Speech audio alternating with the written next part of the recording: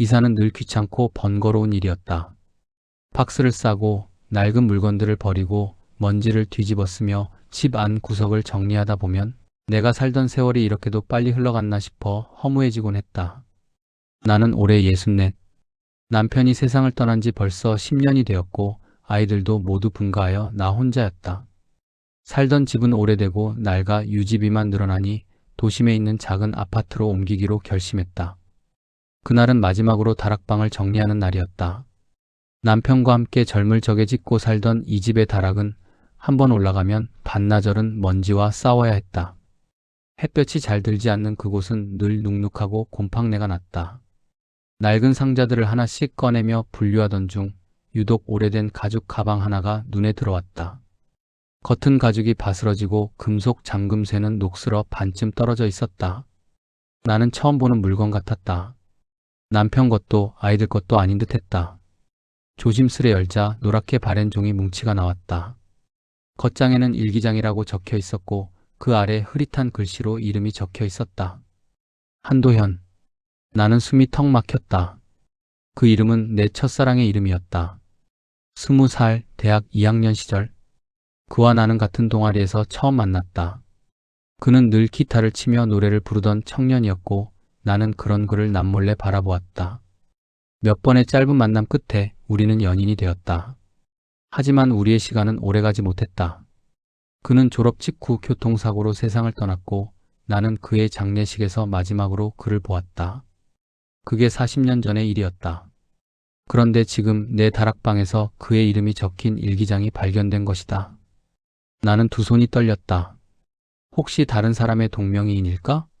그러나 겉장의 필체는 분명 그가 쓰던 글씨체와 흡사했다.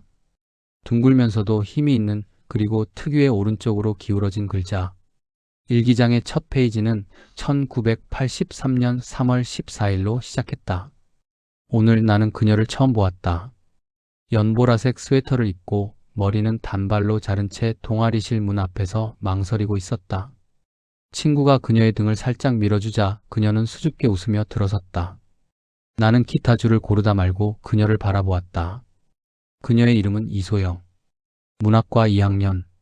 글씨 사이사이로 번진 잉크 자국, 삐뚤빼뚤한 문장들. 나는 무릎이 풀려 의자에 털썩 앉았다. 그날은 정확히 내가 그와 처음 만난 날이었다. 그는 동아리실에서 기타를 치고 있었고 나는 친구의 소개로 그곳에 들어섰다. 저 사람은 한도연이야. 누군가가 속삭였던 그 순간을 나는 아직도 생생히 기억한다. 일기장 속 글은 그날의 내 옷차림, 내가 웃을 때의 표정, 내 목소리 톤까지 소름 돋을 정도로 정확히 기록하고 있었다. 심지어 내가 그때 마음속으로 생각했던 것들까지도. 그녀는 내가 연주하는 것을 들으며 작게 고개를 끄덕였다. 아마 그녀는 지금 예쁜 멜로디네라고 생각하고 있을 것이다. 정확했다. 나는 정말로 그 생각을 했었다. 페이지를 넘길수록 뭔가 이상했다. 처음에는 단순한 회상이라 여겼지만 날짜가 진행되면서 내용이 점점 구체적이고 예언적이 되어갔다. 1983년 5월 2일. 오늘 그녀에게 고백할 것이다. 대학 뒤편 벚나무 아래서. 그녀는 놀라서 잠시 말이 없을 것이고 그 후에 미소를 지으며 고개를 끄덕일 것이다. 정확히 그랬다.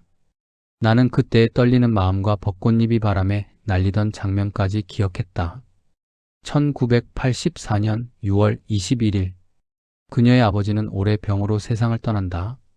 장례식장에서 나는 검은 양복을 입고 그녀의 곁에 서 있을 것이다. 그녀는 내 손을 꽉 잡고 흐느낄 것이고 나는 그녀의 어깨를 감싸 안을 것이다. 나는 무의식 중에 입을 막았다. 아버지가 돌아가신 날, 그리고 그때의 장례식 장면까지. 그런데 이상했다. 한도연은 1985년 2월에 교통사고로 죽었다. 그가 사고로 죽기 전까지는 알 수 없는 내용이었다. 더 기이한 것은 그가 죽은 시점 이후의 일들도 기록되어 있다는 점이었다. 1988년 10월 15일. 그녀는 오늘 결혼한다. 신랑은 김영수라는 사람으로 그녀가 직장에서 만난 남자다. 그녀는 하얀 드레스를 입고 행복해 보일 것이지만 아무도 모르게 나를 생각할 것이다. 그날 나는 정말로 잠시 한도연을 떠올렸다. 그도 살아있었다면 내 결혼을 축하해 주었을까 하는 생각을. 1990년 7월 8일 그녀의 첫 아들이 태어났다. 이름은 김준호. 3.2kg의 건강한 아이다. 그녀는 아이를 안고 웃지만 마음 한편으로는 내가 볼 수 없는 것을 아쉬워한다. 소름이 돋았다. 준호의 출생 체중까지 정확했다. 그리고 나는 정말로 그때 도연이도 이 아이를 봤으면 좋았을 텐데라고 생각했었다. 2005년 11월 3일 그녀의 남편이 쓰러진다. 심근경색이다. 병원 복도에서 그녀는 무릎을 꿇고 울 것이다. 하지만 그는 회복할 것이고 15년을 더 살 것이다. 남편이 쓰러진 그날의 공포와 절망이 다시 떠올랐다. 그런데 15년을 더 산다고? 남편은 2015년에 세상을 떠났다. 정확히 15년 후였다. 나는 갑자기 호흡이 가빠졌다. 이 일기장은 도대체 무엇인가? 더 놀라운 것은 남편에 대한 기록이 너무나 자세하다는 점이었다. 마치 한도연이 우리 가족과 함께 살았던 것처럼. 2010년 8월 12일 영수가 몰래 금고에서 돈을 꺼내고 있다. 그는 빚을 졌지만 그녀에게 말하지 못하고 있다. 3개월 후 그녀가 이 사실을 알게 될 것이다. 나는 손이 떨려 일기장을 놓칠 뻔했다.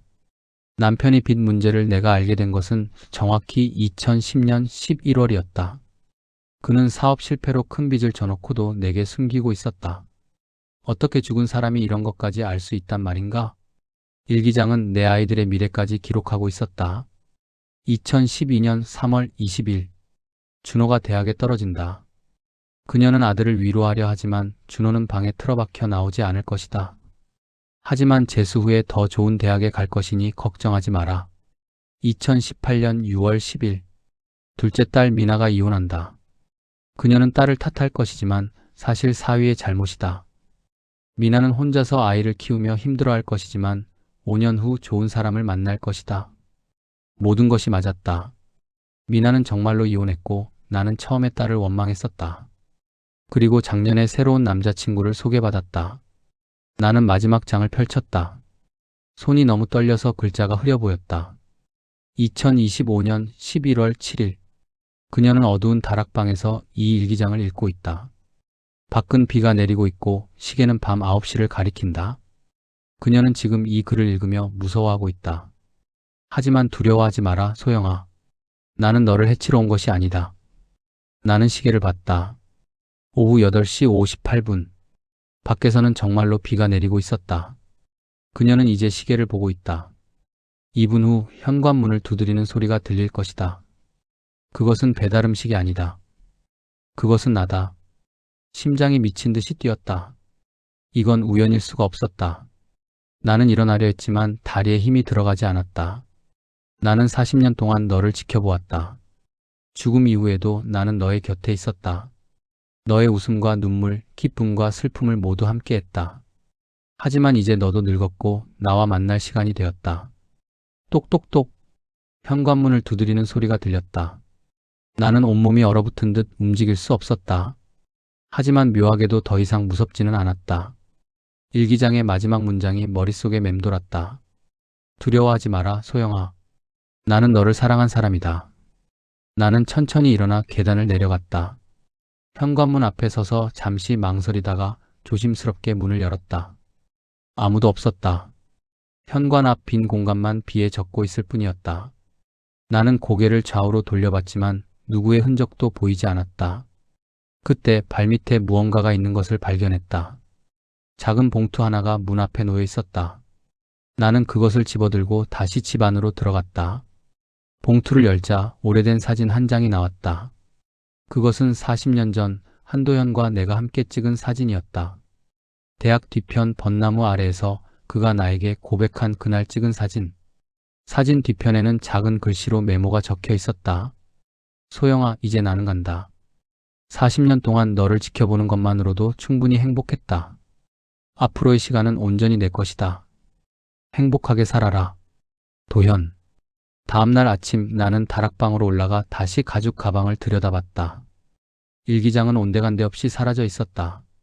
마치 처음부터 없었던 것처럼. 하지만 내 손에는 여전히 그 오래된 사진이 남아 있었다. 그것이 꿈이 아니었다는 유일한 증거였다. 나는 창문을 열고 깊게 숨을 들이마셨다.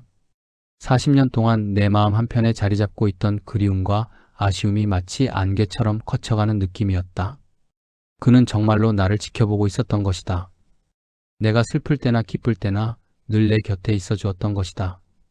그리고 이제 그는 자신의 역할을 끝냈다고 생각하고 떠난 것 같았다. 이사 짐을 다시 정리하기 시작했다. 이번에는 마음이 한결 가벼웠다. 새로운 집에서의 새로운 시작이 기대되었다. 40년 만에 나는 진정으로 자유로워진 기분이었다. 그리고 그날 밤 나는 오랜만에 편안한 잠에 들 수 있었다. 더 이상 누군가 나를 지켜보고 있다는 느낌은 없었지만 그것이 외롭지 않았다. 사랑은 때로 놓아주는 것이라는 걸 40년이 지나서야 깨달은 것이었다.